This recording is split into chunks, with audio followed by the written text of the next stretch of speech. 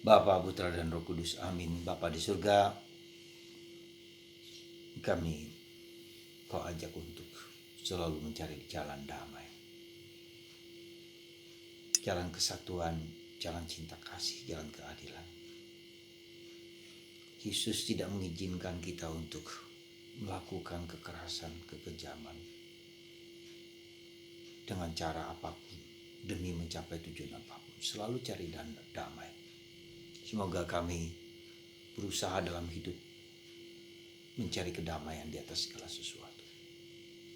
Terpujilah namamu kini dan sepanjang segala masa. Para saudara, bacaan hari ini Injil bicara tentang bagaimana Yesus menolak jalan kekerasan. Ketika Yesus dan para rasul mau menuju Yerusalem, mereka harus melewati kota Samaria. Dan orang Samaria yang dianggap bangsa asing, bukan orang Yahudi, karena mereka telah menikah atau bergaul dengan orang-orang kafir. Dan bagi orang Yahudi mereka adalah orang kafir. Dan Yesus yang dianggap sebagai orang Yahudi, maka orang Samaria menolak Yesus dan para rasul. Maka Yakobus dan Yohanes minta izin kepada Yesus untuk mengirimkan petir, untuk mengirimkan api dari surga untuk menghancurkan mereka. Maka itu Yohanes dan Yakobus disebut Boanerges, rasul petir, rasul api dari surga. Mengagumkan. Yesus mengatakan, kamu tidak tahu panggilanku bukan untuk membinasakan, tapi menyelamatkan. Supaya tidak terjadi pertengkaran dan konflik lebih lanjut, Yesus mencari jalan lain untuk menuju ke Yerusalem. Suatu yang sangat-sangat berharga dan bagi kita sangat berharga. Dan itu gereja Katolik belajar dari pengalaman itu di abad pertengahan. Ketika ada inkuisisi, gereja memakai atas nama Allah menghancurkan orang-orang yang menolak gereja, menolak Yesus. Ya, kita masih ingat Galileo dihukum mati karena mengatakan bahwa mataharilah sentrum, bukan bumi. Dan gereja telah minta maaf atas kekeliruan dan kesalahan itu. Dan banyak inkuisisi lain yang menentang gereja diperlakukan, dibunuh, dibakar, disalibkan, dan seterusnya.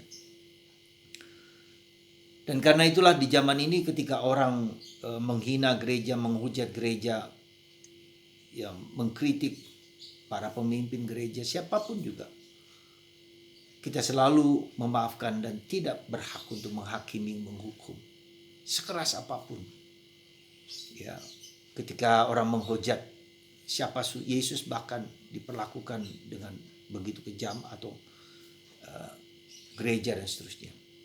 Dan kita bisa melihat bagaimana Yesus dalam menjalankan karya keselamatan, dia tidak pernah, dia mengkritik memang orang Yahudi, pemimpin agama, tapi dia tidak pernah menghukum mereka. Bukan hak dia menghukum, bahkan Yesus pun. Dan itu bisa kita lihat dalam diri Paus kita sekarang. Siapalah saya ini berhak menghukum orang lain? Bahkan orang yang katakanlah orang ateis, orang gay, orang lesbian, tak apa, siapa saya ini? Kita tidak berhak sama sekali menghukum, bahkan melecehkan, bahkan dengan kekerasan, dengan tindakan, dengan kata-kata yang pasti selalu memaafkan. Kita masih ingat contoh yang paling spektakuler ketika Paus Yohanes Paulus II memaafkan Mehmet Ali Akka yang menembak dia karena disuruh oleh negara komunis pada waktu itu. Dia bertemu secara pribadi, memaafkan, bahkan nyawanya pun hampir memaafkan. Ya. Dan akhirnya kita tahu Mehmet Akka kemudian menjadi Katolik dan tinggal di Polandia. Saudara, kekerasan tidak pernah menghasilkan kebaikan. Kekerasan akan menimbulkan vicious circle, lingkaran setan. Ya. Dan itu yang terjadi di dalam ketika orang diperlakukan tidak adil dan membalas dengan ketidakadilan, maka akan muncul balas dendam dan tak pernah bisa selesai kecuali dengan mengampuni dan memaafkan. Kita bisa melihat tokoh dunia Nelson Mandela ketika di penjara selama 30 tahun lebih. Bahkan dia dikencingi oleh seorang sipir. Ketika bertemu Nelson Mandela menjadi presiden, ketemu dengan sipir itu ketakutan, gemetar. Dia memaafkan. Dengan proses rekonsiliasi, ya, terjadi rekonsiliasi, maka Afrika Selatan bertumbuh berkembang menjadi tidak mengakibatkan peperangan antar saudara di Afrika Selatan karena proses rekonsiliasi. Mereka salah tetapi diampuni, dimaafkan. Demikian juga bangsa Indonesia pernah mengalami masa-masa G30 SPKI dan segala macam, dan pemerintah ingin menghapuskan trauma-trauma masa lalu supaya tidak menghambat relasi personal, dan banyak orang yang menolak hal itu. Ya, anak-anak dari korban G30 SPKI belum bisa menerima, mengampuni mereka, dan akhirnya menimbulkan suatu beban-beban masa lalu yang tidak berarti, yang sangat mengganggu kita.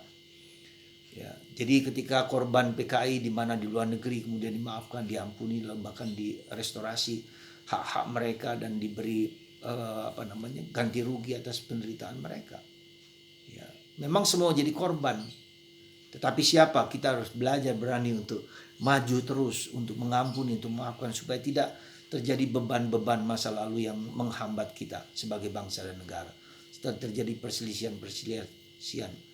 Beberapa hari yang lalu Presiden mengeluarkan perpres tentang moderasi dalam penghayatan keagamaan, dan itu sungguh luar biasa, suatu usaha niat yang luar biasa dari perpres itu untuk menunjukkan bahwa tidak boleh ada kekerasan lagi, kekerasan atas nama agama. Dan itu dilakukan oleh Yesus. Maka Yesus berani berkorban, Yesus berani mati, Yesus diperlakukan dengan kejam demi perdamaian umat manusia. Dia menjadi korban, ya, untuk melepaskan beban-beban penderitaan, kehancuran, konflik di antara umat manusia. Entah karena ras, agama, suku. Ya, kita adalah bangsa Bhinneka Tunggal Ika. Mari kita galang semangat persaudaraan, semangat perdamaian, semangat kesatuan di dalam bangsa kita, negara kita, dan dunia. Tebarkan kebahagiaan, tebarkan kedamaian sebagai cara untuk menghancurkan peperangan dan ketidakbaikan dalam bangsa negara kita. Semoga Tuhan memberkati Anda dan kita semua, karena kasih-Nya yang melimpah bagi kita semua, dalam nama Bapa, Putra, dan Roh Kudus. Amin.